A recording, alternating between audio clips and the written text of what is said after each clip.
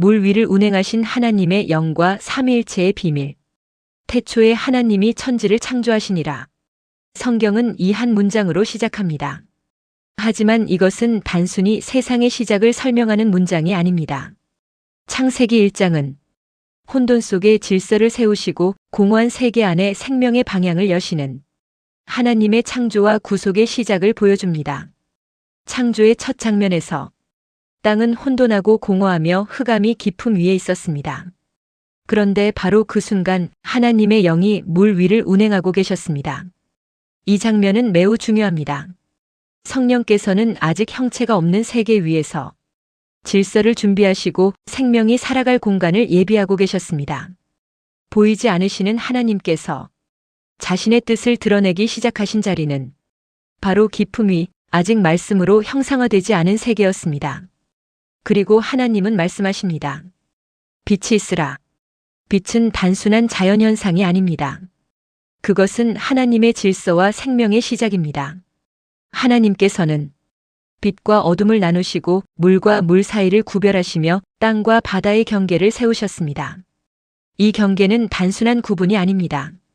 생명이 유지되도록 하는 하나님의 창조 질서였습니다. 성경에서 물은 종종 생명과 정결을 상징하면서도 동시에 혼돈과 심판의 경계를 나타냅니다.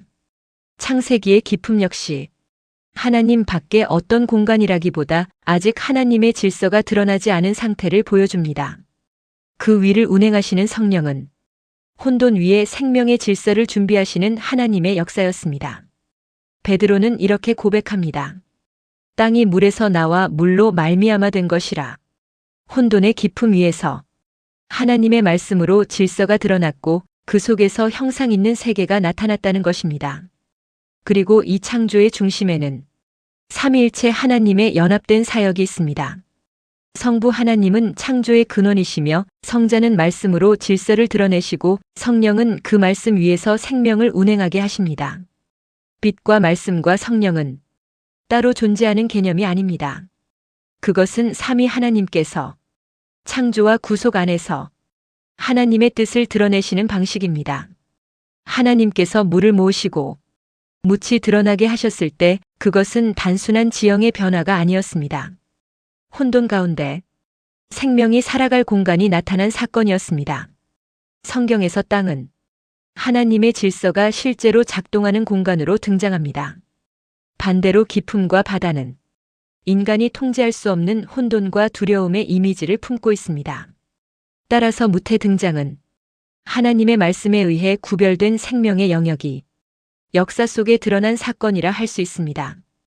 그리고 하나님은 흙으로 사람을 지으셨습니다. 사람을 하나님의 형상대로 창조하셨다는 말씀은 단순히 인간의 도덕성을 말하는 것이 아닙니다. 그것은 장차 예수 그리스도 안에서 완전하게 드러날 구속의 형상을 예고하는 선언입니다. 보이지 않는 하나님의 형상은 예수 그리스도 안에서 완전하게 나타났습니다. 예수님의 말씀과 삶은 보이지 않던 하나님께서 인간 역사 안으로 들어오신 사건이었습니다. 그래서 주님은 말씀하십니다. 내가 곧 길이요 진리요 생명이니 창조에서 시작된 빛과 말씀과 생명의 흐름은 그리스도 안에서 하나로 완성됩니다.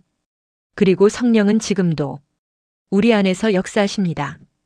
창세기 1장에서 사용된 운행하다라는 표현은 새가 알을 품듯 보호하고 생명을 준비하는 움직임을 담고 있습니다. 성령은 지금도 혼돈한 세상 위를 운행하시며 우리 안에 하나님의 질서를 세워가십니다. 우리의 내면은 때때로 혼돈과 공허의 깊음처럼 흔들립니다. 그러나 성령이 임하실 때 그 위에 하나님의 빛과 말씀의 질서가 비추어집니다. 물 위에 하늘이 비치듯 우리의 삶 또한 하나님의 뜻을 비추는 거울이 될 수 있습니다. 말씀을 따라 사는 삶은 단순한 도덕적 삶이 아닙니다. 그것은 보이지 않는 하나님을 세상 가운데 드러내는 삶입니다.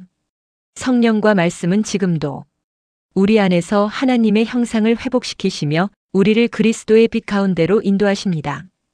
그리하여 우리는 더 이상 흙으로만 빚어진 존재에 머무르지 않고 빛과 말씀과 성령 안에서 하늘의 뜻을 반사하는 존재, 곧 물 위에 비친 하늘로 살아가게 됩니다.